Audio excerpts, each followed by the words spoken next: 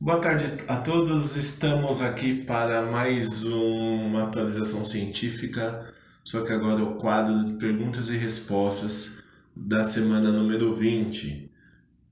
Eu vou responder algumas perguntas sobre o artigo Desempenho em teste de sentar e levantar em idosos. Tá? Primeiro eu gostaria de lembrar a todos para seguir-nos nas redes sociais, tá? Que lá vai ter sempre conteúdos como a atualização científica e quadros como este, desenvolvido aqui pelos Relafísicos. Bom, o trabalho que eu vou comentar, que eu vou responder as perguntas, está mostrando a relação entre o desempenho dos testes de sentar e levantar da cadeira com a sarcopenia em idosos, né? Então ele utilizou dois testes de levantar da cadeira, um com duração de 5 tentativas, então o idoso realizava 5 sentar e levantar o mais rápido possível. E o outro teste é um teste que dura 30 segundos. Ele senta e levanta durante 30 segundos. E essa é a relação que ele fez no trabalho com sarcopenia. E aí nós recebemos algumas perguntas. E uma delas, está descrito aqui com a gente, é o que é a sarcopenia? A sarcopenia é a redução da massa muscular que acontece durante o processo de envelhecimento. Então, perde-se massa muscular. Com o processo de envelhecimento, é uma perda natural, tá? É uma perda que está relacionada mais a fibras de computação rápida, que é aquela fibra que auxilia o idoso quando ele estiver caminhando e ele pode cair, que evita dele ter uma queda, porque ele vai ter uma reação e essa reação vai ser tão rápida na musculatura dele que ele consegue colocar o pé mais à frente ou do lado e evitar uma queda. Essa é a principal perda, tipo de fibra muscular que se perde no envelhecimento, mas a outra fibra, a fibra de contração lenta, também perdemos com o envelhecimento. Tá? Já fazendo um link para a segunda pergunta, que é como que se mede a sarcopenia, né? A gente tem que entender que quando a gente perde a massa muscular, com o processo de envelhecimento, a gente também perde outras capacidades físicas que está relacionada à musculatura. Como, por exemplo, força muscular, como o tempo de caminhar, tá? Então, são perdas funcionais que acompanham também o processo de envelhecimento e está relacionada também à redução da massa muscular que acontece neste processo. E como que se mede a sarcopenia? Um artigo publicado em 2019 pelo Grupo Europeu que estuda a sarcopenia, é um grupo que é referência nos estudos de sarcopenia. Ele utiliza um algoritmo, tá?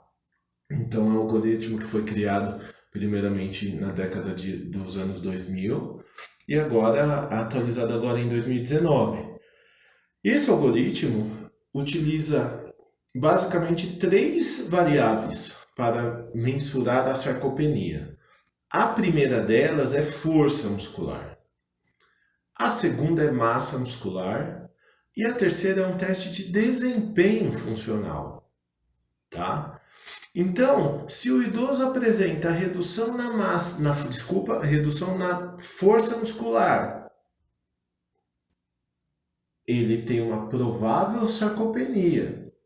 Se ele não tem essa redução na força muscular, de acordo com esse consenso europeu, ele não tem a sarcopenia. Pede-se, então, para 6 meses depois, aproximadamente, seguir seguir fazendo acompanhamento da sarcopenia. Então, vamos lá. Fez a medida de força muscular. Apresentou boa força muscular, não sarcopenia. Se tiver baixa força muscular, ele sugere que se mede a partir de agora a massa muscular. Tem a massa muscular preservada, Então ele é classificado como provável sarcopenia. Então acompanha mais tarde e faz uma intervenção para a força muscular, tá? Que é o que é citado. Vamos supor que ele deu, que o resultado do teste de força muscular deu abaixo e a massa muscular também mostrou ter baixa massa muscular. Então, ele tem sarcopenia. Agora, e para identificar se ele só tem a sarcopenia ou tem a sarcopenia severa? Aí utiliza-se o teste de desempenho funcional. Então, se o teste de desempenho funcional foi adequado, ele tem sarcopenia, ele é categorizado, classificado como sarcopênico. Agora, se ele tem a redução nessa desempenho funcional também, ou seja, redução nos 3 indicadores, força muscular, massa muscular e desempenho funcional, então esse idoso está com sarcopenia severa, tá? Então é essa a forma de classificar o idoso com sarcopenia ou não, tá?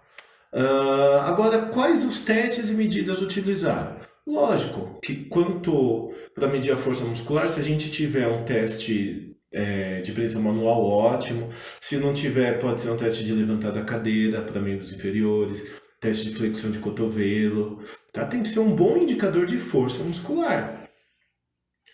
Para a massa muscular, se tiver equipamentos de ressonância magnética, tomografia computadorizada ou DEXA, ótimo.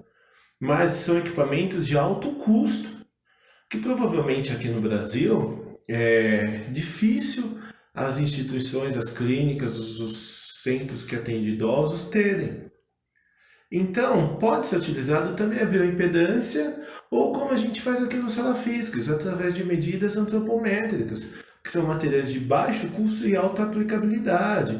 E, inclusive, um dos trabalhos que a gente publicou o ano de 2019 foi que com uma fita métrica a gente consegue medir a sarcopenia do idoso. Ou seja, vamos medir a circunferência da panturrilha e se der abaixo do valor que a gente publicou, que a gente escreveu lá no artigo, esse idoso é classificado como sarcopenia, seguindo esses mesmos critérios que eu citei aqui anteriormente para vocês, tá?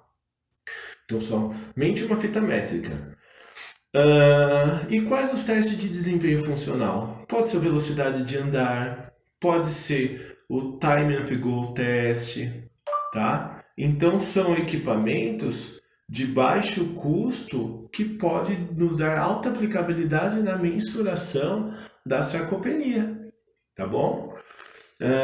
Agora, voltando para a última pergunta, e qual a relação da sarcopenia com outros testes de desempenho funcional, né? Então, como eu acho que eu já vim falando durante essas respostas, quando a gente perde a massa muscular, a gente também perde o que é a sua função, a função daquele músculo, tá? Então a gente tem essa redução da função daquele músculo e uma delas é a força muscular. E a outra delas também é a forma que o indivíduo caminha, por exemplo, que o indivíduo se equilibra. Então são medidas e testes que estão relacionados com a massa muscular e também outros sistemas. Mas aqui no caso a gente está enfatizando a massa muscular.